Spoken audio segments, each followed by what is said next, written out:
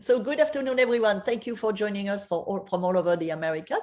Today, we are happy and lucky to have Eva Saringala, Director of Sales for a famous Eclectic Greece. So Eva, I know you have a lovely theme for us today. Can you tell us more?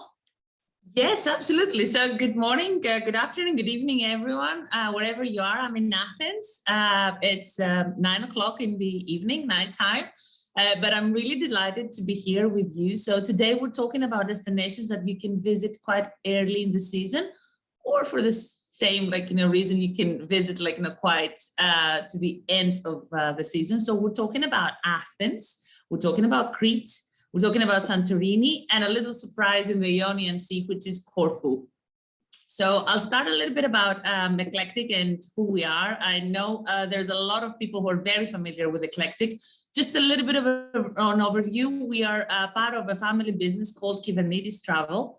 And the latest news is that, we are a company that focuses mainly on marine travel, basically, moving the crew members of the shipping industry across the globe everywhere. And this is one of our core business activity. And then business travel, meetings and events. And of course, our Eclectic, which is the inbound division. So Eclectic acquired the American Express office in Athens. So it's strengthening its position even more within the business travel and MICE segment. So we had an affiliation with American Express before, and we're also part of the biggest travel networks you can see in the screen. And something else, Dominique, that you're not even knowing about, because we just got this confirmation a couple of hours before I joined. We became certified by TFS. Now, Trusted Financial Services is a company who are taking a lot of hoteliers, and especially DMCs, through a process to certify that we are financially viable and healthy. And it was a long process. It took us about 4 months going back and forth with supporting data, but we got our little certification. So that's really helping us a lot in terms of partnerships. There's big accounts that they were asking for this certification. So we are the first and only DMC in Greece to have this certification now. For those who haven't worked with, thank you. For those who haven't worked with Eclectic before, you reach out to myself or the general email address, eclecticgreece@kubernetes.gr. That hits the mailbox of our operations manager, Amphi. And we acknowledge the request quite immediately. And then we do a lot of guidance and consultation. If we need, we're going to do a Zoom call as well to pin down all the details, and then it goes to the booking team. So what you get with Eclectic is a full cost breakdown, so that demonstrates full transparency. You get your commission, 12% across all of our services. So actually you get access through Eclectic to hotel accommodation, villa product. Our villa portfolio is more than 200 villas, yacht portfolio, private experiences, tours, transfers, everything basically that you need from the moment your clients will land into Greece, the moment they go home. You get your commission paid through Onyx about a month after the last checkout of your guests in Greece. You have a secure payment link to make all the payments. So the client can pay directly. Your final document is through Access, so it demonstrates a lot of clarity, and it's a really nice format. And of course, you can reach us in the office on this number on your screen if you're based in the US, free of charge. Around the clock. So basically we start about 8-9 o'clock in the morning and we finish late in the evening. So the office is covered throughout the day. And of course, when your clients are in Greece, you always have access to us through the dedicated travel designer. When you book your hotels with Eclectic, we of course prefer to have the full handling of the booking, both because it makes more sense and it's easier, but also it makes a lot of financial sense for both of us. You get all your concierge services at no extra cost. So instead of looking for all the beach clubs and bars and restaurant reservations, we can do all of that for you without a charge. So now we're going to start with our destination. So we're starting with Athens, our capital. it's been the capital since the 1834, and it's been, if some of you have been in Greece, in Athens 15 years ago, it has totally transformed, especially after the Olympics. It's a very modern and cosmopolitan place. There's nothing to be jealous about compared to the other European capitals, I would say. It's one of the most popular capitals in Europe for a long weekend break. So Athens, oops. Click. So Athens is preferable to be visited for a couple of nights, at least, before you head to the islands. The city is full of history. It's got an amazing food scene, which is comparing really well with that of Mykonos and Santorini. I mean, the new Xenodochio Milos, or Hotel Milos, is a representation of that, because it's got the most amazing Milos restaurant where you can experience the same and even better quality of what you experience already in the US. And there is a variety of hotel options to choose from, apart from Milos, such as the King George with this spectacular view over the Acropolis, the Athens M Gallery, and Perianth, which is just a short walk from Plaka. It's ideal for younger honeymooners or people who feel young in heart. And it's got a really nice penthouse suite overlooking the Acropolis. So actually you're stretching your hand and you're almost touching the rock of the Acropolis. Our top suggestions for Athens, I mean, there is a variety. There's more than 15 to 20 different exclusive tours and private guided tours that we have in Athens. But the most popular ones, especially for first-time travelers, would be the private Athens City Tour, which combines the Acropolis Rock, the Acropolis Museum, and also takes you through a little nice walk through the highlights of Athens. And then my favorite would always be the Athens Culinary Walk, as we call it. It takes about 9 stops. So you make sure you don't eat before you get to this tour, because you're going to be filling up your stomach with all the delicacies. So you try the most popular souvlaki, you try the best olive oil in Greece, either coming from Kalamata or from Crete. You try all the varieties of different products, the different products that you would have as breakfast. So you will be introduced to the Mediterranean diet, and you will find out why it's so good for you, so you can incorporate to your lifestyle back in your hometown.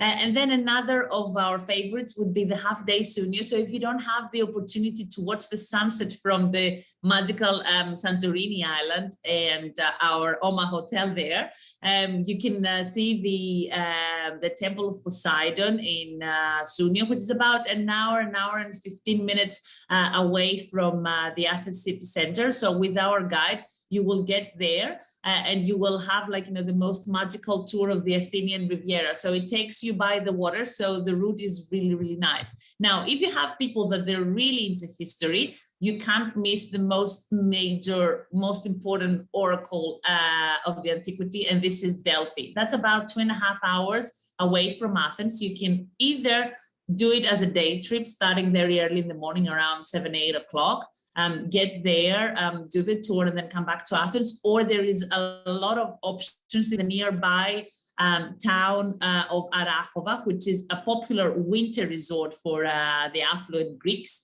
So you can have an overnight there.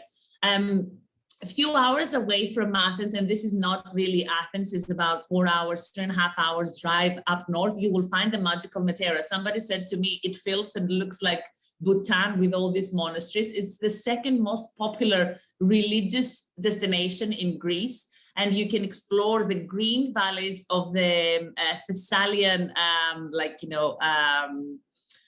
how can I say, scenery and landscape. The closest place that you can find is Kalabaka, which is a little town, and also it's close to my hometown. It's called Trikala, which is the smartest high-end, high-tech city in Athens. So you will have a variety of things such as cultural activities and religious activities. You can visit all these amazing rocks where the monastery is hanging off the cliff, but also you can do a lot of hiking and biking. So it's a really nice 2 days out away from Athens if you've got the time. Now we're moving to the southern point of Greece. So you see on the map, Crete is located at the very bottom of Greece. It's the biggest and greenest island in Greece. So you have two parts. You've got the east part where you have Elunda and Agios Nikolos, and then you have the west part where you find Rethymno and Chania. It is very well connected with major European airports. So if you have people who are based on the Midwest or in the West Coast, you can connect them to London, Paris, Frankfurt, Rome, and then connect easily directly and start the trip to Greece from Crete, and then follow the route up north, to the rest of the islands. I mean, the island of Crete is very, very popular for the olive oil production. It is responsible for the 5% of the global olive oil production. So it's a must-do activity when you're there. The climate is really warm. So the season really starts. Sorry, I forgot to mention about Athens. It's an all-year destination. So even Christmas time, you've got 15 degrees Celsius, which is about what, Dominic, about 50, 60, 50? It's about right. Yeah. Okay. Don't worry. And then you start the season end of March. So around the 20th of March, you would have hotels open on the east side. On the west side, where you have Chania, as you see on the map, you will have hotels operating around the year. So Crete can cover every taste. So even if you're talking about a young honeymooners adventure, a young couple's adventure, or a honeymoon couple, or a multi-generational family trip, it can please the most demanding clients.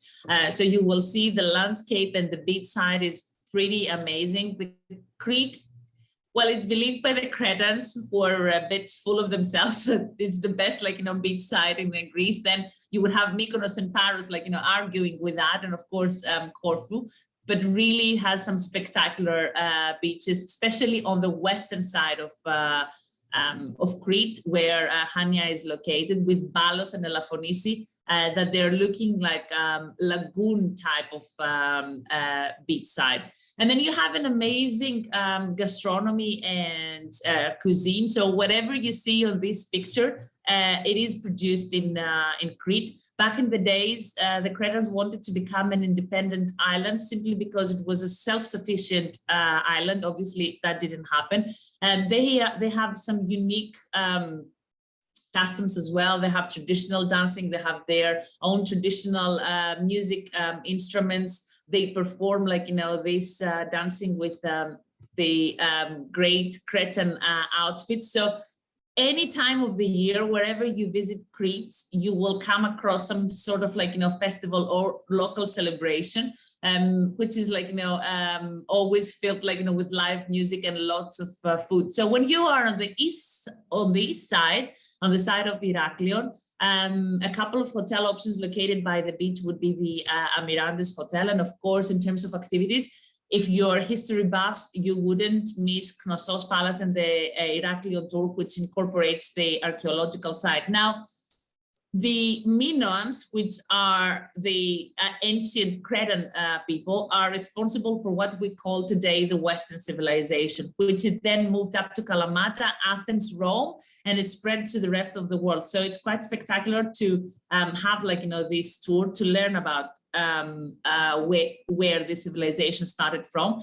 And one of my favorite activities, and I've done that this summer, I don't know if I had the opportunity to talk about that to you, Dominique, but I've done it with my parents. So I went to Crete and I stayed for about a week with my parents, doing both sides, and done a lot of activities. So that was the most spectacular place that we visited, up in the mountains, in the height was the highest point of Crete possibly. You had the most spectacular sunset looking over the water from a very far place, and you had a live band playing traditional Cretan music, and then the shepherd would milk the goats and the sheep, and he will create cheese from scratch. So you would have a full Cretan meal when the sun was going down. definitely recommend that. And also I've done another activity, which is an organic farm, where we had the full round of the farm with within the olive groves, within the flowers. They're doing a lot of events. Actually, Christy, who's online, had a wedding party. The pre-wedding party happened in the farm. We'll have lots of pictures to share from there, and it was really spectacular for small group events. Now, moving to Agios Nikolaos, a little bit further down, you will find Diosco, one of my favorite properties in Elunda and Agios Nikolaos. Really nice option. And if you prefer something a little bit more boutique, you will find the island concept not far from Dios and not far from Agios Nikolaos, just opposite. Absolutely amazing in terms of the service, in terms of the offering, and the feeling of safety that you have, that you're not in a big hotel with lots of people around. Spinalonga is one of the activities that we definitely recommend when you are in Elunda. It's an open air museum and under consideration for the UNESCO Heritage Site to become a UNESCO Heritage Site. So you can have, like, that you take the little boat and you go to Spinalonga. And actually, Dominique and Christy can comment on that. You're not allowed to have weddings taking place there, but through our connections, and this is how well connected we are in Greece, through our connections, we managed to make it work. And the wedding actually took place in Spinalonga because it's a museum. It's an open air museum, but still a museum. So we managed to get this authorization. It was a dream wedding for this young couple. So now we're moving to the west side of Crete, which is Hania. I would say my most favorite part, where a variety of civilizations meet. So the town of Hania, the city of Hania, has been conquered by the Arabs, the Venetians, and the Ottomans. So you would have 4 civilizations meeting in a square. So you would have 4 different buildings coming from different eras. And this is quite amazing when you walk in the narrow cobbled streets of Hania. I can share with you that Hania is a destination where Greeks would visit all year round. So if you want to take a little bit of, like, extra sun and a little bit more warmth, even the Athenians would fly to Hania for a couple of days in January and February, because the hotels and the shops and the restaurants will be still open and operating. They have a couple of universities as well. So it's a very vibrant place. Dome Zin would be one of our top preferred places there. Scala De Faro, overlooking the main Venetian port in the town of Hania, along with Casa Delfino with this amazing architecture. So if you feel that you're really fit, you should definitely go and do this activity, the Samaria Gorge. The views are simply breathtaking. So you get to the end of it, you will have, like, this amazing view. So if you feel that you can take, like, 16 kilometers, which is about 10 to 11 miles in one go, please do it. If not, we have another hiking activity. I mean, when you're in Crete, you definitely need to explore the gastronomy side, which naturally you will do throughout your day and your stay there. But there is a lot of natural wealth. So hiking and biking and, like, activities related to the nature are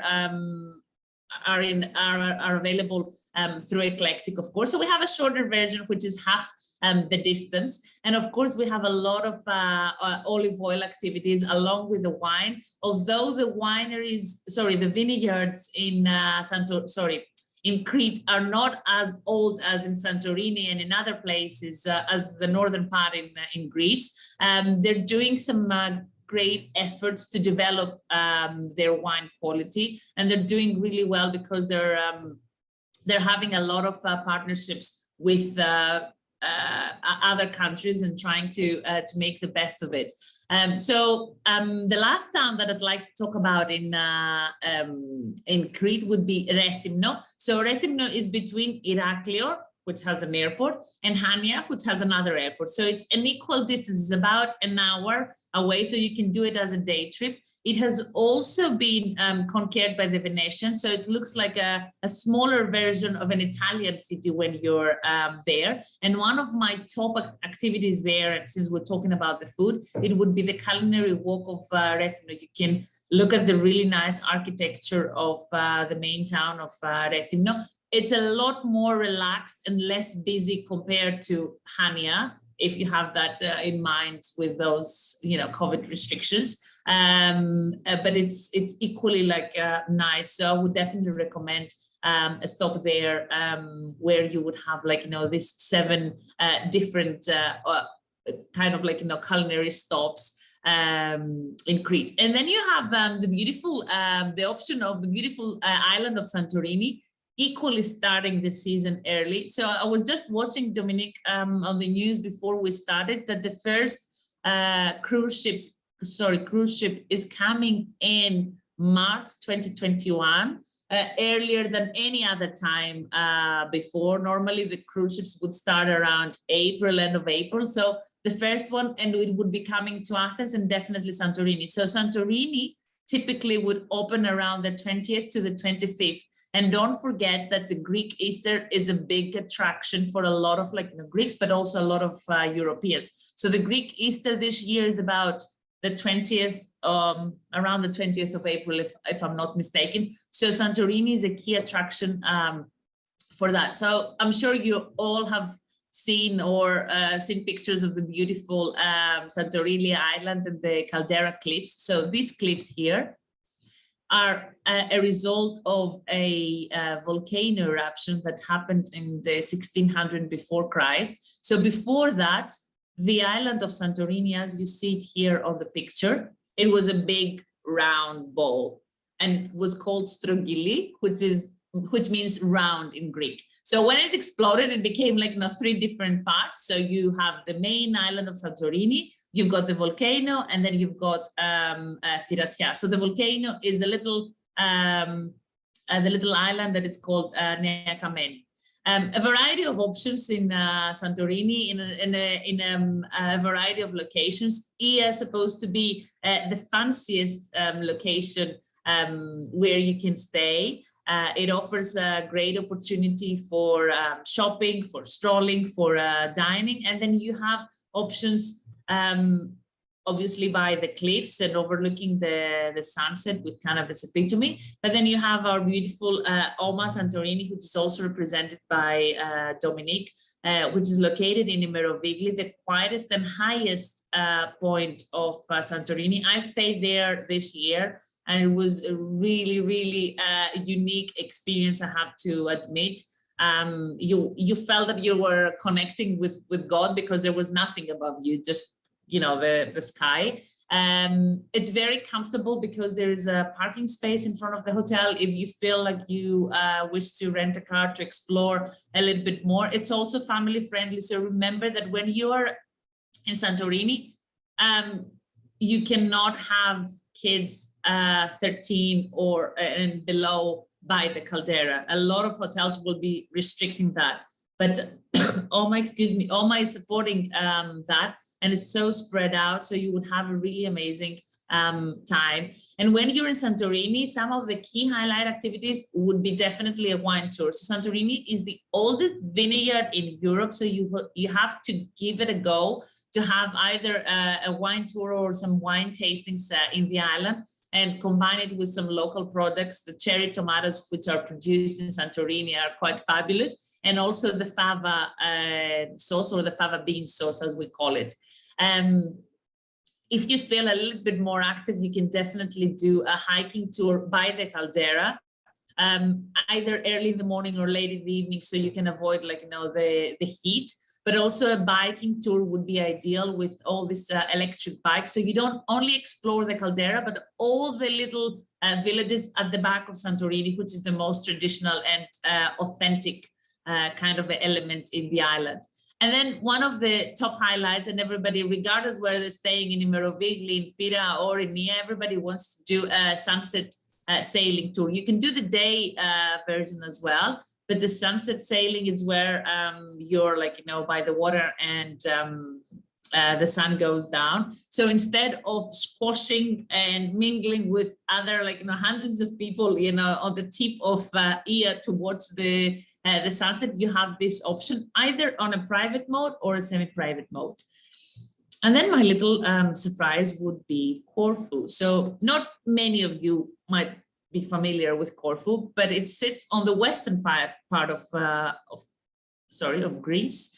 It's very well connected to Athens, but throughout the year, but also it's very well connected to Europe. So equally important destination as Crete. So Crete, Rhodes, and Corfu were the first 3 islands that started attracting tourism in Greece back in the 60s. So Corfu is a big destination for European travelers, not possibly as much for the US travelers, but very good connectivity now gives you the opportunity to fly people to Corfu directly from Europe and start the trip there. So starting from Europe, from Corfu, you can then connect to Athens, and then you connect to the rest of the Aegean Sea, like Mykonos, Santorini, Paros, Naxos, and Crete. It is also, you've got a variety of hotels. So Corfu, if you want to do the beach life, I would say it would be preferable to start mid-May onwards, up until end of September. But the hotels will be open until end of October, and they're opening around April time. Now, what I mentioned to you about Easter, this is a very good example. I mean, Corfu is the biggest Easter attraction in Greece. So there's a lot of Greeks that they would go there. So you would have a first-hand local authentic experience of what Corfu has to offer in terms of, like, local customs. And there won't be any tourists around. There would be only Greeks or some tourists in April. So I would definitely say if you want to do something different, maybe consider that for April. So you would have a variety of hotels. I'm sorry, I don't have a real picture of Angsana Corfu. It just opened this year by Banyan Tree. It is really a great addition because Corfu needed some revamp in terms of, like, the 5-star luxury offering. So you would have Domes Miramare, Angsana Corfu, and Domes of Corfu that also opened this year. It's a family friendly hotel. A couple of things to do in Corfu. You can explore the main town by the Old Town Ultimate Tour, where you would walk through Liston and Spianada Square. Actually, Corfu has been also conquered by the Venetians, so you would have a lot of influence, and it's got a lot of influence in terms of the architecture, in terms of the music, in terms of the food.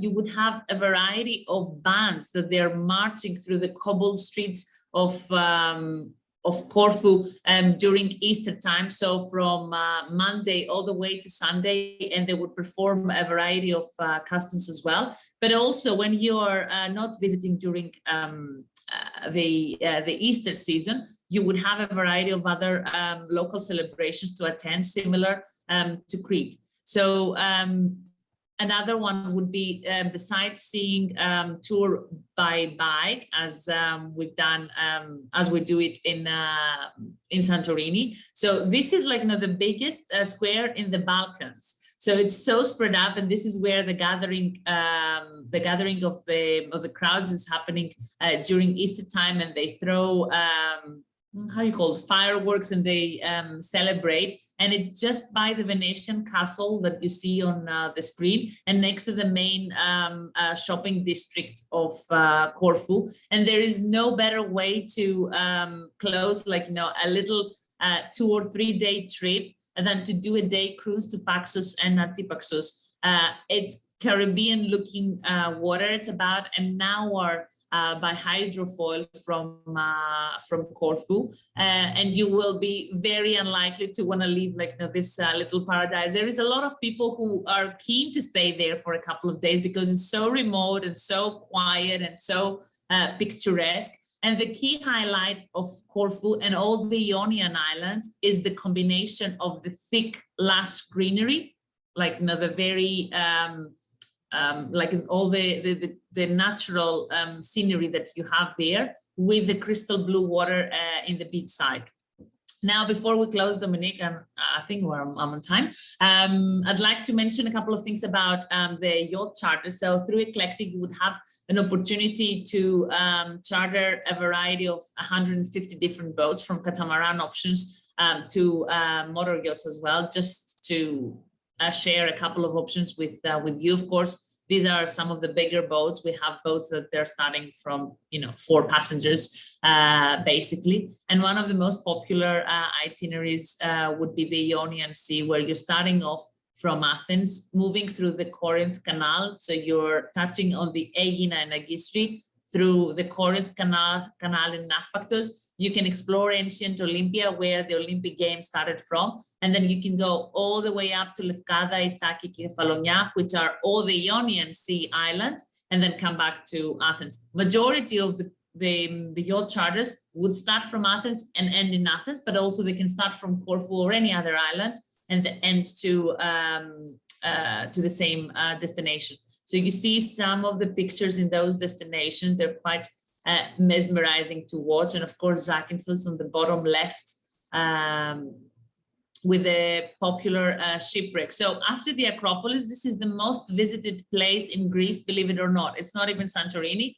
It's the Shipwreck in Zakynthos. And last mention into our villa services, there is a variety of 19 different destinations with more than 200 villa products. So you can visit eclectic-villas.gr to check out all the product, and then you can ask for availability and rates. There is no rates and availability online, just an idea of what we can offer. And we have options in Crete and Paros and Antiparos, and Antiparos is picking up really well. Naxos and Paros would be the most affordable destination for villa rentals. Mykonos and Santorini would have a minimum, definitely Santorini would have a minimum of 7-night stay because it's so popular for this type of services. Santorini would be maybe a 4-night minimum stay, but Naxos and Paros are a lot more affordable. And then on the west side of Crete, you would have Corfu and Zakynthos, and then the Villa 20, which belongs to the Aman property, the Aman Zoe property in Porto Heli, a couple of hours away from Athens, drive from Athens. And that would be it from me, Dominique. Thank you, my dear. Before we go to the questions, I'm just going to show quickly the Hotel Milos that is opening.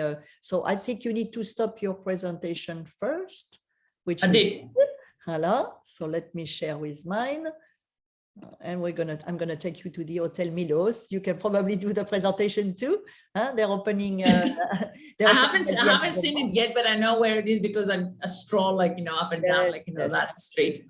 This building is basically just behind the Grand Bretagne Hotel. For those who have been to Athens, it's one street down. Yeah, so 4 minutes walk and something like that. So this is a little map. The location is fantastic, lots of shopping. I think it's a prime location. And the hotel is very different from the offering in Athens, very much contemporary. As you can see, we don't have much room. So it's going to be usually hotels are a little larger, a little more traditional, Eva, correct, for Athens? Sorry, Dominique. Yeah, there's huge hotels in Athens. I mean, there is some smaller, boutique options, but not to the standard and the luxury that Milos will be offering. 35 rooms and 8 suites only. And then, of course, the famous Estiatorio Milos, a restaurant that everybody knows. It's actually co-owner of the Hotel Milos. So we're opening the hotel at the end of November, and that's why we are doing our fam trip right December 2nd. So look at the beautiful design, very contemporary. I think it's very chic. It's definitely going to bring something to Athens, maybe a reason to stay a little longer. Look at this suite with your own plunge pool and walking. I think the advisors, our friends online, should talk to their clients a little bit more about Athens, because majority of the clients, they would perceive it as a stop and hit and go. Like a connection, maybe they even fly out the same day. But if you're traveling from the other side of the planet and you're in Athens, might as well explore the city. I mean, it's a very vibrant city. Even if you're not into history, it would be worth to walking in the neighborhoods of Plaka and Monastiraki, do a little bit of shopping, go by the water. I mean, Athens, from the Athens city center to the water is literally like in a 20-minute drive. So you can actually go to the beach in Athens. Yep. I think we have a very strong product, and I hope everyone will spend a little more days or send their clients a little more days to try the new hotel. Huh? So now we're going to do the question. Let's start by Q&A. Christy, you're asking, is Crete is the only island open during the off season? So probably in winter, you mean, huh? Before? Yeah. The off season probably is before April, when Santorini officially open. So yeah, there won't be any of the islands that would be operating throughout the year, but the west side, which is Hania, it would have hotel options that they would be open throughout the year, but that's the only one. That's the only one. Jess, you want to know what is the current weather forecast for Christmas, New Year, anywhere warm enough for clients to visit? Because Eva, we are still receiving a lot of requests for festive. So, and I know some Caribbean, Mexico are quite full. So why not to fly to Greece? You know, we don't expect to have like, you know, a heavy winter, like, you know, up until Christmas time. So normally it gets a little bit colder, if you can call it colder, then depending where you are. If you're a Canadian, it's probably summer for you here. So you know, January and February, typically it would be a little bit like a tad colder compared to November and December. So if you can say that we have winter, it would be January and February. You said 15 degrees, huh? Which is like... well, now today we had 18. 18, huh? 18, 19, like, you know, 17. So, and it's holding up. I mean, it's not even like, you know, rainy. It rained obviously like, you know, a couple of times, you know, October and November, but it's sunny all along. Lauren, you want to know which month do the high-speed ferry start between the island to do a multi-island stay between Crete, Santorini and Mykonos? I would say to be safe, like, you know, 20th of April, towards the 20th of April, end of April onwards. So Lauren, that answer your second question when you said what will be the earliest you will recommend, huh? You would say April then, correct, Eva? Huh? Yes. Lauren, which line do you have the villa rental on? So Eva, I think answer your question by showing, unless you want to speak. Yes, I can type. Sorry, Dominique, can I type there?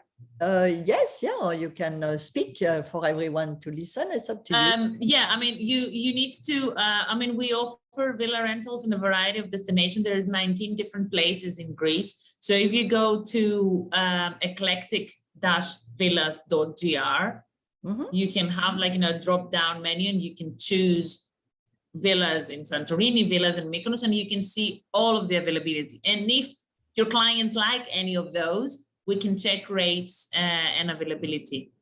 And you kind of answered the question at the end when you mentioned the places that you have the villa. Christy, you want to know which hotel is better for families? Milos or Gallery M? Milos hasn't opened yet. Christy, come on, don't give me hard time. I think okay, Dominique is French, so she can relate, like, you know, with the Accor, like, you know, brands. Okay, my dear, double nationality. sorry, Dominique. So, you know, if Dominique allows me to say, I love M Gallery. It's the freshest, like, you know, newest, like, you know, hotel. It just, like, you know, 2 minutes away from Milos. So when Milos opens, I can really, like, you know, tell you if it's, like, you know, fit for families or not. But I think they're both, like, you know, similar kind of, like, you know, service standards is quite high. Location is, like, you know, pretty similar. It just size it would be, like, you know, pretty different. That was a fair, very answer, Eva. Yeah, I mean, the one is 177 rooms. Oh, and and Milos is only 35 rooms and 8. Exactly. So it depends also what your clients prefer, a larger hotel or a smaller hotel. And then I show you the picture, the style, the decoration as well, huh? Because probably both are good for family. Exactly. Paula, you want to know what island would be best for March? By Crete, I okay. guess. In March, just I want to clarify that you can't really swim in March. I mean, not many people would be comfortable to swim in March, even like, beginning of April. So the fact that they're opening means that they're there to offer services and to offer experiences and the gastronomy and all the hiking and biking activities, the natural kind of stuff. But I wouldn't send somebody in March if they're into the beach life. It would be hard. Yeah, so Athens is always a good choice. Athens is, and plenty of excursion to go around. It will be more the discovery of Greece and the past and everything. And also the beach scene. And also, Dominique, the southern part of Athens, which is the big region of Peloponnese, where you have Nafplio, quite historic ancient Olympia, where the Olympics started from, the ancient theater of Epidaurus. So you have a lot of rich history in Peloponnese. So you can also do Peloponnese throughout the year. There is hotel options available, but you can't really swim unless it's mid-April to mid-October. But with Monevaskia is a really nice one. Absolutely. It's a little bit further down on the southeast coast of Peloponnese. Thank you, Mia. Well, I was going to say that with the food, the olive oil, the wine tour, you have plenty to do without just going to the beach, huh? It's like a little Tuscany kind of thing, in Peloponnese. I just want to read a few on the chat. Huh? So Marion, you said fantastic shopping in Athens. Carrie, you said just had clients in Athens for 4 nights. And they loved it this time of the year. Mia was adding that we have a fun trip from the 2nd to the 5th. Just see my favorite island, Marion, you said, she has amazing food and let's see if there is something. I don't know if we have any question on the chat box. Thank you for this wonderful presentation, saying Tara. Do you offer on-the-ground local support for clients who have booked a full itinerary with you, a local phone number, in case they need anything? Absolutely. So the travel designer will take you from the beginning to the end of the booking. And then when your clients are in Greece, there would be their 24/7 contact for anything it might happen, on WhatsApp, on any application. So if a ferry gets postponed or canceled, or, they have an emergency, they can call that travel designer. Janelle, you said you love this information and can't wait to explore Crete on your next visit in May. So let us know when you have dates, if I'm sure we'll be happy to help you. Jeanette, this hike is amazing. The sunset cruise is a must. Our clients love both. Robert, you want to know, do you recommend Corfu over Mykonos? Oh, no, it's no. I don't recommend Corfu over Mykonos, depending on the reason. Actually, Joanne with Largue, who said it. I get the wrong name. Huh? Is it Joanne? Yes, probably the name Robert appear, but it's actually Joanne with Largue. Okay. Hi, Joanne. So Mykonos would be for the beach life, for the party, for the fine dining, for the shopping experience. It's a place where people go to be seen and show off a little bit. I love it. Don't get me wrong. It's the most cosmopolitan place in Greece. It's a place that you can find anything compared to other places in Greece. It's a must do for somebody who travels once. But Corfu is a lot more into culture, is a lot more into history. It's a lot more into activities that have to do with nature, because of the thick greenery and the forest and everything. So it's a completely different setup. Buenas tardes. On my follow-up. Oh, sorry, Eva. Sorry, Dominique. On my follow-up, I will be sending the destination guides and other content, so you can make sure that you have all the information before you recommend something to the client. And together with the recording. Huh? So Alejandra, you're asking, when do you think will the country be open to Mexican? I don't have connections to the Prime Minister yet, but you're working on it. You know what, we think that when they announce the opening of the season for March 2022, they will open the borders, and they will do that for only vaccinated travelers. And the simple reason, this is my assumption, don't take it for granted. but the amount of limitations and restrictions they have applied for non-vaccinated Greeks, it's crazy. So there is, I mean, basically they can't go anywhere apart from like grocery shopping and their workplace. So I think it would be unfair and unethical if you would let everybody into the country, like all the tourists, like not being vaccinated. And I think that's going to be how we move forward. So I'm sure there would be back open, like March onwards. We're expecting for you, Alejandra, as well. Thank you. So, Lynn, do you consider Athens, yes, a year-round destination? Yes. How are the island of Rhodes, Crete, Paphos during the winter? Everything is open. We said no in the winter. No, huh? Rhodes is a destination that we don't sell that much, simply because it doesn't have the level of luxury or the level of service that we would have aspired to offer to our clients. Crete and Paros. Paros is shut. I mean, there's a lot of locals, there is schools, and there is normal life, but there is no tourists. In Crete, only the west part. This is Aharon. Hi, Aharon. I'll see you in ILTM. So in Crete, you would have only the west side, which is Rethymno and Hania, having a couple of hotels who are operating throughout, the year. But it would be very quiet. So if you decide to send somebody in February, it would be just the locals, the students from the universities, and a couple of tourists. Not bad. Not bad. And at the average temperature in Crete, in Rhodes, because they are on the southern part, it's pretty warm. It won't fall below, I don't know, 15. So nothing below 60 Fahrenheit. Huh? Voilà. Yeah. So Erika, shall I take with you? You want to join me when you said Eva is the best user service? You see? Eric. If you're not listening to me, maybe Eric. Thank you. Voilà. We'll see Eric in LA, Dominic, right? Yes. I love to take the boat trip to Hydra from Piraeus. Electric is fab. This is Carrie. Electric is fab and always available 24/7, which is true. Thank you, Carrie. Thank you, Tara. Thank you, everybody. Oh, you're so sweet. Johnny, you love Rhodes. The historic sites are amazing. Eclectic is amazing, say Christy. They are the best. Wow, Thank you so much, everyone. We are a little bit off the time, but I guess it was very interesting and very complete. And we'll see you soon on another webinar.